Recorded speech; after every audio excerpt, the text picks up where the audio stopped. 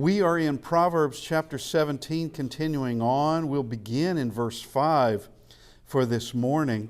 And verse 5 is a strict warning. It is in no uncertain terms. So 17, verse 5, he who mocks the poor reproaches his maker. All right, that's the first part. And he who is glad at calamity will not go unpunished. Now, this is quite the warning and quite the language involved in this.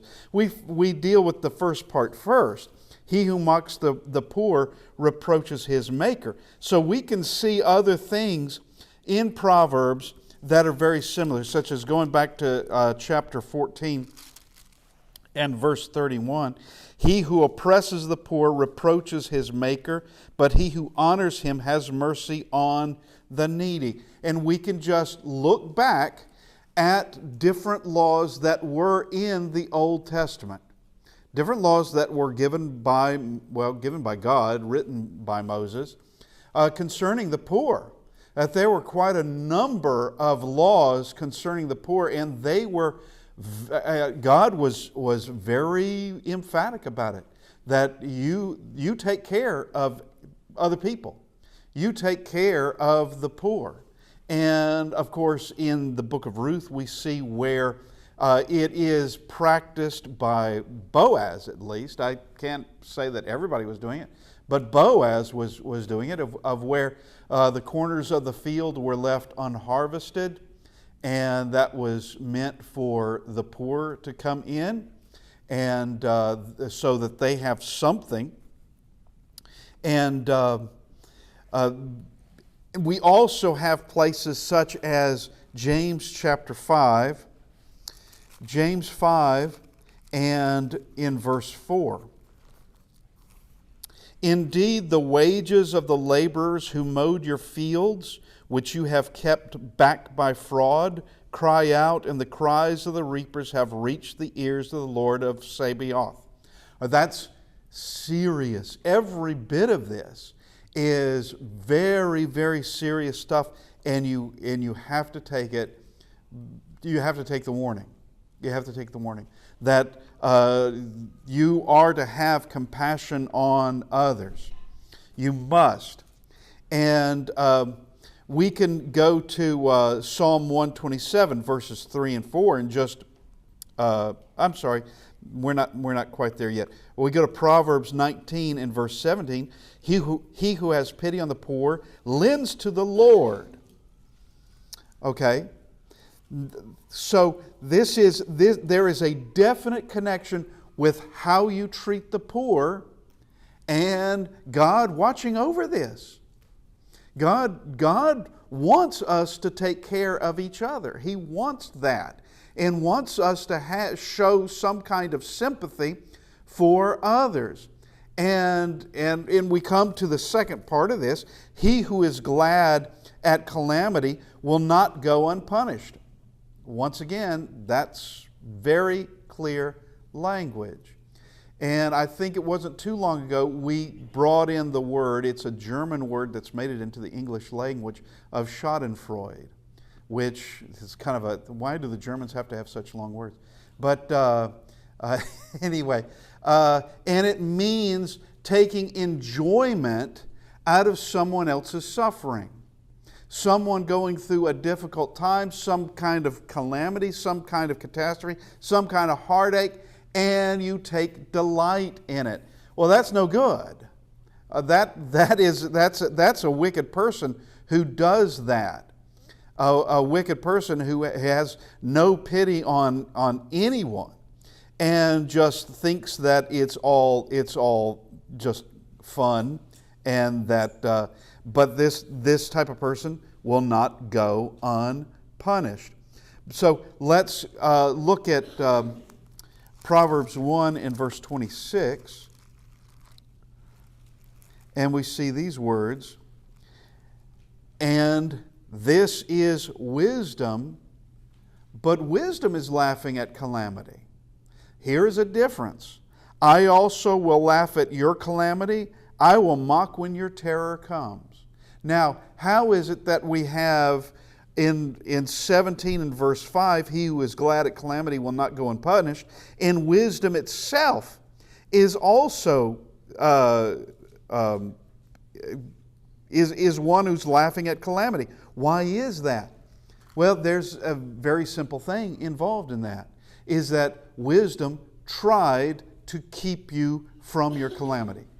Wisdom tried, and you get to make the decision, but wisdom tried to keep you from you being your worst and from finding the worst in life. Wisdom tried to do that, but the fool wouldn't listen. And the fool is going to find out that the call of wisdom was valid. The call of wisdom, that wisdom had it right. And wisdom now laughs at that calamity of the I told you so.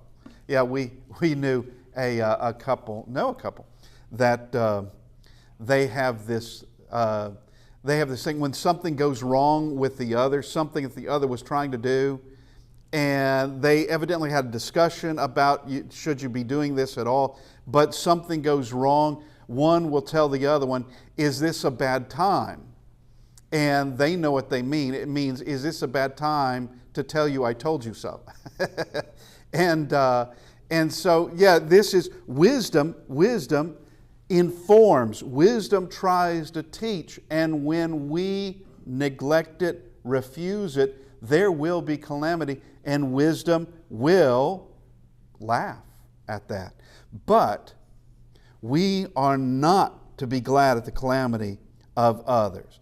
And of course, this goes with never mocking the poor. Do not mock the poor. This is a very serious charge, and there are laws that protect the poor, protect everybody, as a matter of fact, but there are laws that protect the poor. Now, let's go to verse 6. So we're in chapter 17, verse 6. Children's children are the crown of old men, and the glory of children is their father. All right, now, I want us to, first off, to actually go to the second phrase. And the glory of children is their father. Now, this is contingent on the father being the man that he should have been, being the father that he should have been to his children. He should be their glory. But if that father is no good, if that father is something else than good, then he's not going to be the glory, not very much. And there are untold, I think, children of famous people, whatever fame that person may have had. Children of famous people that the world admires that person, but the children of that person don't admire them at all. And it's because the world doesn't know everything, and the world wasn't the child of this famous person, and that it may be this person may be admired by others, but not by their children, not admired at home at all. And seen as someone who is absent, or seen as someone that just wasn't good. But children's children are the crown of old men. All right, Psalm 127, now Psalm 127, 3 and 4, behold, children are the heritage from the Lord. All right, all of this speaks of the home and family as a positive thing. And of course, it goes back to Genesis 1. The home and family is to be a positive thing.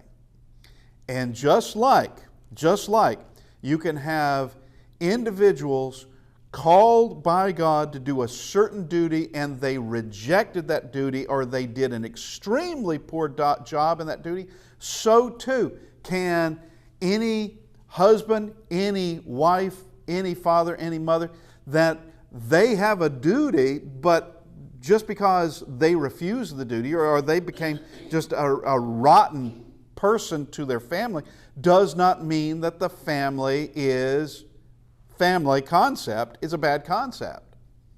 That it is an institution that was established by God. And people can fail us and people can fail God, but that doesn't mean that somehow we are to get to be rid of the family. That's an idiotic, truly is a suicidal approach to society. Just go ahead and say we are a collapsing society. You are going to make no distinction between husband and wife and parents and children, then you're going to have a society that's going to just fall to pieces. You have to have all of this.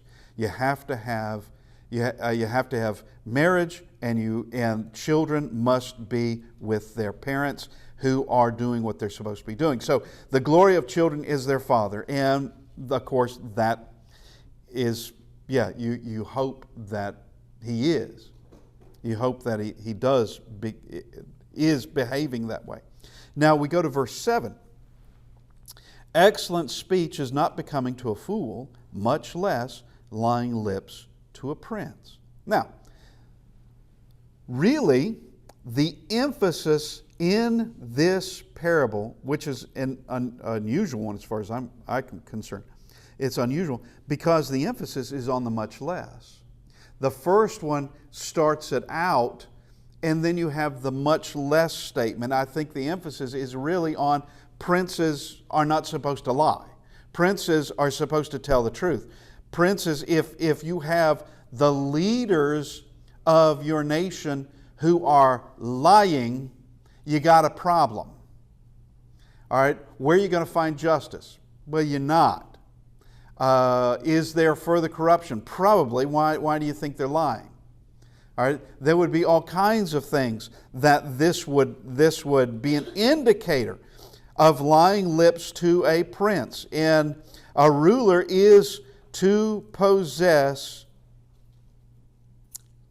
truth and present it, and rule and lead properly. Okay? Let's look at Ecclesiastes 10, 11, and 14. You don't necessarily have to go there. I'm just going to sum it up. And this concerns the words of his mouth. That's the words of a fool. Begin with foolishness. So excellent speech is not becoming a fool. So the words of his mouth begin with foolishness, and the end of his talk is raving madness. That's what you can expect from a fool. It's not likely that you're going to find excellent speech coming from a fool. Now, excellent speech doesn't mean that he's spouting his foolishness in an eloquent way, or an articulate way, or a smooth way, and using large words and framing it, everything just absolutely beautifully. That's not the excellent speech. Excellent speech would be that of speaking things that are excellent, speaking things that are in fact wisdom. Wisdom, wise things. All right? You're not going to find that in a fool, and you should not find lying lips to a prince. You shouldn't do that. Unfortunately, we do. And people are going to be people. Men are going to be men. Lying lips to a prince. And as we have seen through the book of Proverbs, it is a king speaking to writing to his son, teaching his son, who presumably will be the next king. Presumably. And any one of his sons could have become king. So he's teaching this young king. This is entirely at odds with and contradicts someone like Machiavelli, who wrote the book The Prince. All right, you've heard of you've probably heard Machiavelli or Machiavellianism or calling somebody Machiavelli. That is a ruler who possesses ruthless cunning. And Machiavelli was trying to impress the rulers of his day in Florence. I don't think it worked very well, but he knew politics. He knew how to tell you how to pull strings, manipulate people, lie when you have to lie, tell the truth when it's to your benefit, and to undermine your enemy. Everything that is deceitful, everything that is to keep and maintain power and gather more. Or that's not Proverbs in the least. It's at just a stark contrast in all this, that lying lips should never belong to a prince. Never should. Whereas Machiavelli would say, it depends. It depends on the situation. Of course, he needs to lie when he needs to lie. But Proverbs disagrees with him. Well, disagrees with him. Now, verse 8. And this is an interesting one. A present is a precious stone in the eyes of its possessor. Wherever he turns, he prospers. Now, this is going to be connected to verse 13 and 15 as well. Let's discuss this. A present is a precious stone in the eyes of its possessor. If we go to 19 in verse 6, many entreat the favor of the nobility, and every man is a friend who gives gifts. And 18:16, a man's gifts make room for him and brings him before great men. All right, is this metaphorical? A present is like a precious stone to him who gives it. Okay, that this precious stone is a present, and it is I'm wondering if this isn't a bribe, because I think it is. Wherever he turns, he prospers. Okay, who prospers, the giver or the receiver of the bribes? All right, this appears to be a bribe, and the proverb, as some say, half satirical, meaning that it's not, actually the meaning is not exactly what it's saying, but actually the opposite of what it's saying, that this isn't the type of prospering that one would actually want spiritually at all. And that this appears to be like a bribe. We go to verse 13. Whoever rewards evil for good, evil will not depart his house. Verse 15, he who justifies the wicked and he who condemns the just, both of them are alike. Both of them alike are an abomination to the Lord. All right, and so here is this precious stone, and this present, and it is it's like a precious stone in the eyes of its possessor, and it can open doors for whoever gives it to. Well, it opens doors for him as he gives it. Now, verse 9, he who covers a transgression seeks love, but he who repeats a matter separates friends. All right, we have seen this in different times. In 16:27, a non-godly man digs up evil, and here is this: he who repeats a matter separates friends. Well, that's a divisive man. A divisive man will keep shame always, keeping it public, keeping it present, keeping it always being stirred up for the desired effect, and that is to divide friends. That's exactly who it is. That's exactly what it does. All right, and let's go to the first part. He who covers transgression seeks love. All right, let's go to 1 Corinthians chapter 13, because we see some things concerning love in 13 that are extraordinary. And this is the highest form of love. Love never fails. I'm sorry, we don't want quite there. Verse 4, love suffers long and is kind. Love does not envy. Love does not parade itself, is not not puffed up, does not behave rudely, does not seek its own, is not provoked, thinks no evil, does not rejoice in iniquity, but rejoices in truth, bears all things, believes all things, hopes all things, endures all things, then love never fails. All right, love is, it doesn't rejoice in iniquity.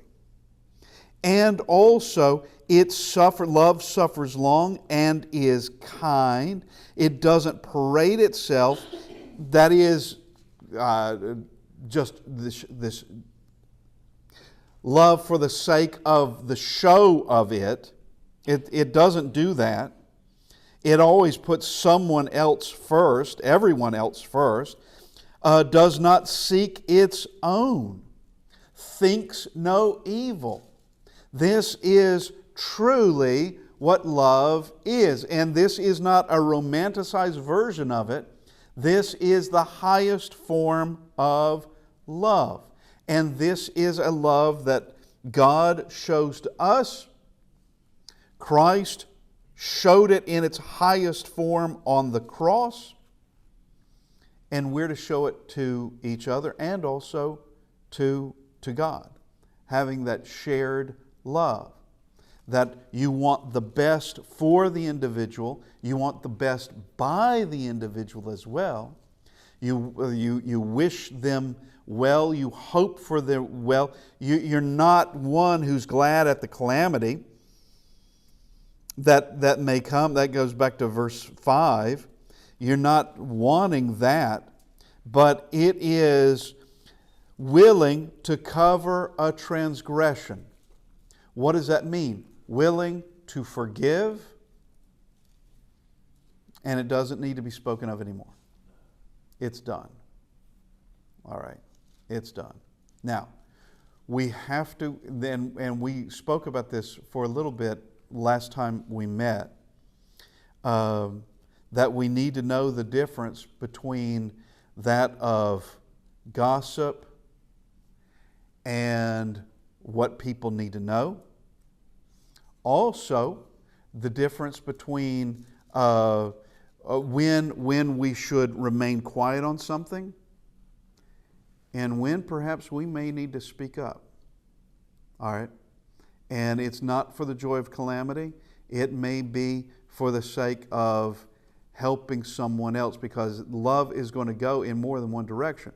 Love is going to go more than just the one who transgressed. Love is also going to be the one that may be the future victim. Maybe. You have to weigh it. And I will give you an example. I'm not going to name names, but you might know who I'm talking about. But there was a particular man. He had a major problem in his life. Major. And there were those that when he was in college, there were those that knew of his problem. And when it was addressed, he would say enough to try to convince them he is correcting and mending his ways. But it was just manipulation. Now, how can you know that? Well, you can't always know it at all. But it was just manipulation. And therefore, okay, he doesn't need this on his record. He doesn't need this reputation. You know, he's just a young man. Well, he continues on. And he is well into his 50s. He's continuing in that sin. Into his 50s when it becomes very public, and then it is recognized, oh yeah, these people knew in the past, and they gave him a lot of leeway. And these others, in the second go around, they also were quiet. And then third and fourth and fifth, and going through all these years of where he was manipulating them all. Now, how can you know? And that's a good question. How can you know when you need to make this public? How can you know when this has gone far enough and it's got to stop now? We can't let this predator continue on, because all he's doing is doing what he wants to do, being a predator, and he gets caught. Eventually he gets caught. He gives the tears. He gives the this was a sudden weakness, and I will never do that again. Well, without realizing he's got a long history. This wasn't a sudden weakness. This is an ongoing weakness he's had probably since he was a teenager. Probably. And when do you say, all right, this has got to be public knowledge now? It's got to be. Because eventually it was. But it took quite a number of years to get there. It took quite a number of years. And then it became public knowledge. And so now people can be warned. People can be warned that, yes, you can forgive him. You can forgive this man. But you got to keep an eye on him. And don't let him get in a situation where he's going to fall into this same sin and the same temptation that's been taking him for at least his adult life. At least. And so we come back to this. He who covers a transgression seeks love. Yes, that is correct. On just a general scale, I'm not talking anything that's any kind of transgression that is a threat to anybody, any kind of a transgression that's just going to be an ongoing, massive problem, but just a transgression between two people. Just a transgression of perhaps even just a few people. And the one who is showing love says, yes, I can forgive that. And we don't have to speak of that ever again. Because no one else needs to know that. That's between us. And I can say this with like with my siblings, it's easy to do. With my siblings, it's easy to do. That one or the other has done something, and you can be quiet about it. That we move on. We see this as an issue, and we just move on. It doesn't need to go any further than this. Or between husband and wife, love would say we move past this. Love would say we cover this transgression, and we just move on. And that is what love will do. Now, with going to Matthew chapter 6, we see in the model prayer, we have these words, verse 12, and forgive us our debts as we forgive our debtors. Then he continues on after the prayer, for if you forgive men their trespasses, your heavenly Father will also forgive you. Is there love involved in this? All the way around. There's love all the way around in this. From love that you are showing and the love that God is showing. And verse 15, but if you do not forgive men their trespasses, neither will your Father forgive your trespasses. So that is an imperative in my mind. You want God to forgive you, you're going to have to be willing to forgive as well. You're going to have to be willing to forgive. And put in your prior example. Yep. Forgiving doesn't mean correct. Ignoring yep. or refusing to discipline or turning a blind eye. That is exactly right. Yes. If, let's just do a hypothetical, if someone has stolen from you and they truly are sorry, they are sorry, can you forgive them? Yes, you can. You can forgive them. should this be something that you keep an eye on? Do you allow them now to steal from you again? Well, love doesn't say you have to allow them to steal from you again, or that someone, if you know that he may be tempted in another situation, you may want to keep an eye on that situation. That he's not falling into the same temptation, not falling into the same sins. You must forgive that person, but that doesn't mean that you have to just absolutely trust them. You don't. You know, there are people that in certain instances I wouldn't trust them at all. In certain instances, now in other things, sure I would. But it is not unloving to say, I can't trust you in a given situation. I can't, because of what has occurred in the past. And yes, we have forgiven that, but you don't want to be a repeat in that. You don't want a repeat offense in it. Now, let's go to verse 10.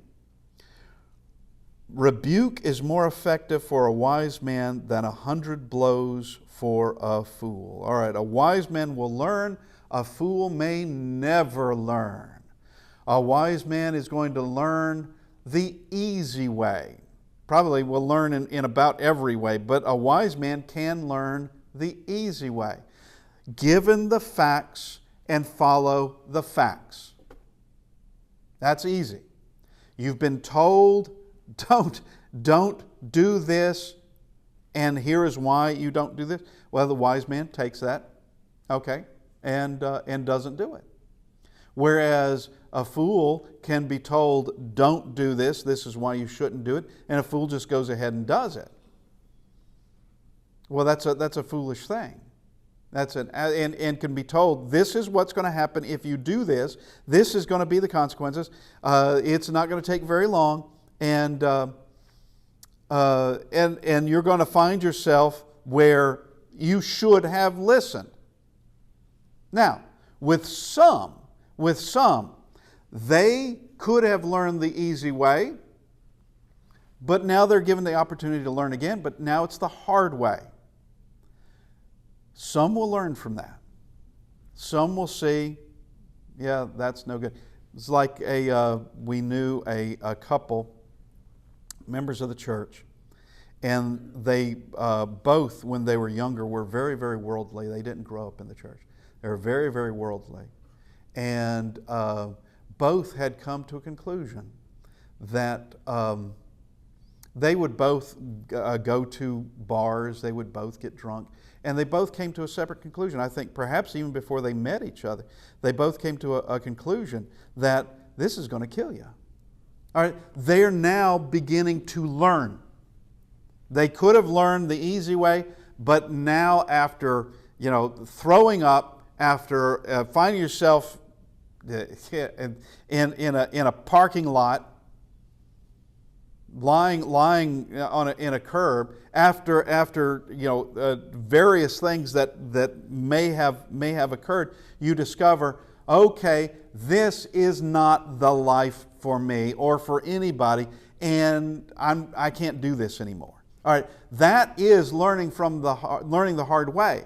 But there are some who don't even learn then. They don't learn. And rebuke is more effective for a wise man. So there's an easy way to learn. And here's someone who will learn. But he who hates correction is stupid. That's chapter 12, verse 1. All right, a wise man will learn from rebuke than 100 blows on a fool. There is a psychological thing, and I can't explain it. I'm not going to pretend to know a whole lot about it, but it's known as psychopathy. That's where we get the word psychopath. All right, psychopathy. Psychopathy is where someone has really no remorse, or it doesn't seem like they do. And that they, not only do they have no sympathy or empathy, they seem to enjoy it when others are in distress or others are in pain. They seem to enjoy that, and they can become very, very ambitious. They can become just super ambitious because they'll just run roughshod over anybody. But this was concerned a mom who had a child, and while it's a book from Dr. Robert Hare, I think is his name. Anyway, he has a book on. He's a psychiatrist, and it's on psychopathy. The book is, and he said, as psychiatrists, we never want to call a child a psychopath. We never want to have to do that. But he said, you can see it. He said, you can see it. That something has gone wrong. Can't answer it.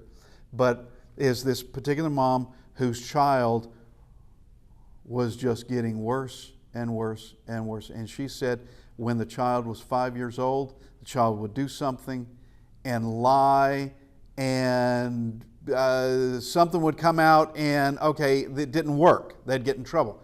Then the child was not learning how to keep from getting in trouble, but learning how to fool an adult better. That's what the child was learning. How do I fool the one who caught me more effectively? Well, that's the wrong lesson, isn't it? That's the wrong lesson entirely. And she said, we could see him improving. And it's just trial and error, trial and error, trial and error. And of course, he becomes a teenager and becomes an extremely bad problem. But coming to this, what are the 100 blows for a fool teaching the fool? Well, it depends on the lesson he wants. Is it, I've got to amend my ways so that I don't end up here and I'm not getting in trouble? Or is it, I've got to amend my ways to where I can do what I want and get away with it? Which one is it? Or that I'll never get caught. I can just do whatever I want and never get caught. What is the lesson being learned? And of course it's going to be from each individual. What exactly they are, that they get out of it. Now, coming to verse 11. An evil man seeks only rebellion, therefore a cruel messenger will be sent against him. This is rebellion for any reason, rebellion for the sake of it, nothing else. Nothing else. An evil man seeks only rebellion, just rebelling against whatever there happens to be. And there's no real cause, there's no real purpose behind it other than it's what he wants to do. That's exactly what he's looking for. And here is this warning coming in. A cruel messenger will be sent against him. Eventually, it all comes to an end. It implodes, and justice takes care of it. Eventually. Something brings it to its end, and he goes no further. But an evil man is seeking that. That's what he looks for. Anything to rebel against.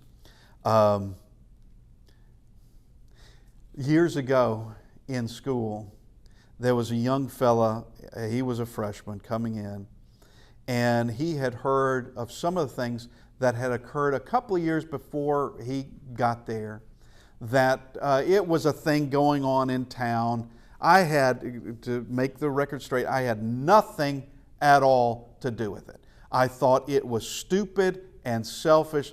The students had their own little rebellion there, and it was in their own little march in town, and it was the most stupid, selfish thing that they were after. And here comes this freshman, and he had heard about it. He said, I wish I had been there. I would have loved to have been part of that. I was thinking, you don't even know what it was about. You just want to be in it to be in it. That's all you want. You know nothing about it. And matter of fact, it was the dumbest thing to be upset about. And like I said, extremely selfish.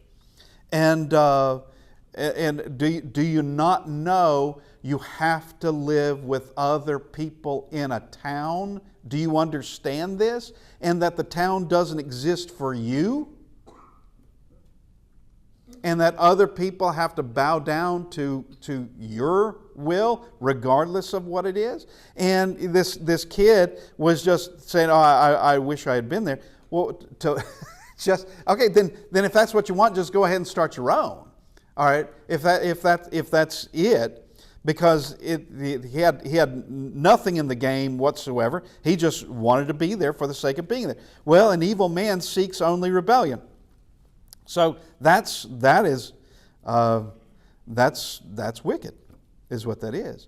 And there's this cruel messenger. This cruel messenger will eventually get there. Verse 12.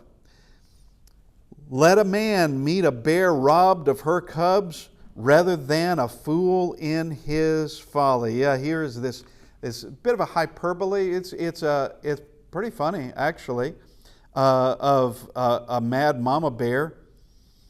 Which would you rather meet, a mad mama bear or the fool in his folly?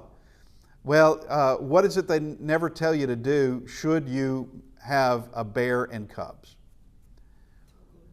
Well, yeah, probably if you're in a car, stay in your car. If you're in a car. But you never, ever go in between them. Never, ever. Which I understand if you were hiking in the woods, you could, without knowing it, get in between. You didn't see the mom over here, you didn't see the cubs over here, and you got in between. And the mama bear is going to protect her cubs. And she's not going to ask what your intention is. She's going to believe the worst, and you're going to have a problem. All right, and he's saying it's better to meet that mama bear than a folly a fool in his folly. The better choice is the bear of being mauled to death, rather than being mauled to death would be the preferred outcome out of all of this. Where does the folly head? Well, nowhere good. Nowhere good at all. Verse 13. We've already read this, but whoever rewards evil for good, evil will not depart from his house. You have made a home for evil. You are protecting it. Where do you think it's going to go? All right? You can think of evil, you can think of sin like rats. Rats coming into your home. You got to get rid of the rats, because they're not going to leave voluntarily. They're not. You make them a nice home, and with this rewarding evil for good, you're feeding the rats. You're rewarding the rats for being rats.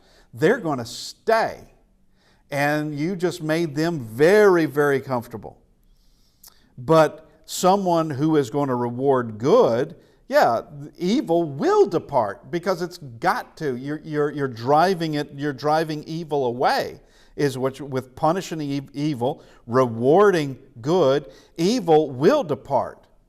But someone, and this would go to not just judges who accept bribes, or just they're not going to concern themselves with justice whatsoever. They're going to reward evil, not just for them, but it could go into many, many other positions that one may be in, that you don't reward evil for good. And this could be as simple as a teacher with a set of students. All right? The evil will only increase. It's only going to increase. And it is an extremely foolish thing to do. Well, I want to thank everybody for being here this morning. And we will continue next week. Thank you, everybody.